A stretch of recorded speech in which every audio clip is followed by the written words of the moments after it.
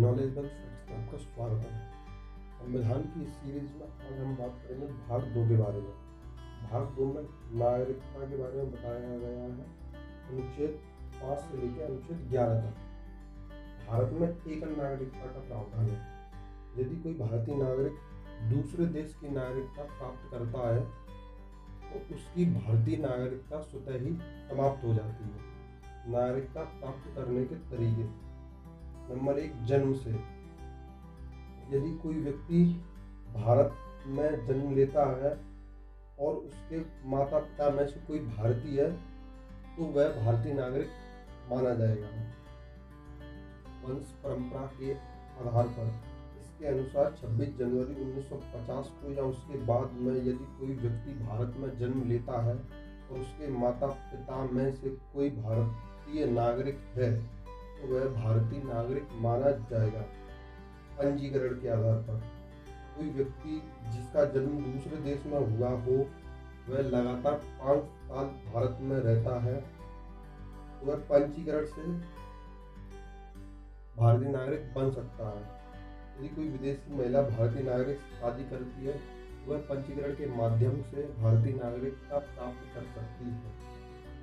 देशीकरण के आधार पर कोई विदेशी जो अपने देश की नागरिकता को त्याग कर कम से कम 7 साल तक भारत में रहा हो तथा भारतीय संविधान में उल्लेखित किसी एक भाषा का जानकार हो तो वह भारतीय नागरिक बन सकता है। भूमि के अर्जन के आधार पर यदि भारतीय सरकार किसी क्षेत्र को भारत में मिलाती है तो उस क्षेत्र के लोग स्वतः ही भारतीय नागरिक बन जाएंगे।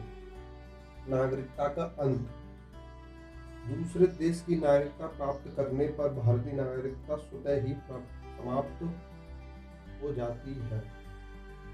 नागरिकता का त्याग कर देने पर, भारत सरकार द्वारा नागरिकता से वंचित करने पर, युद्ध के समय शत्रु देश की सहायता करने पर, भारतीय संविधान को न मानने पर। अब बात अनुच्छेद 5 की।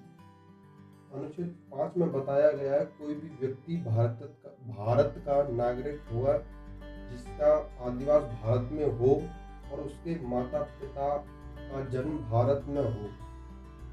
आर्टिकल 6 में बताया पाक से भारत आने वाले व्यक्तियों की नागरिकता के प्रावधान के बारे में। आर्टिकल 7 में बताया गया भारत से पाक जाने वाले व्यक्तियों की नागरिकता के बारे में। आर्टिकल 8 में बताया भारत के बाहर रहने वाले व्यक्तियों की नागरिकता के अधिकार के बारे में।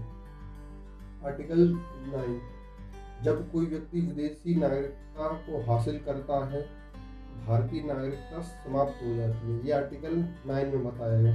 आर्टिकल 10 में किसी व्यक्ति को नागरिकता सिर्फ संसद द्वारा बनाए गए कानून के आधार पर मिलेगी।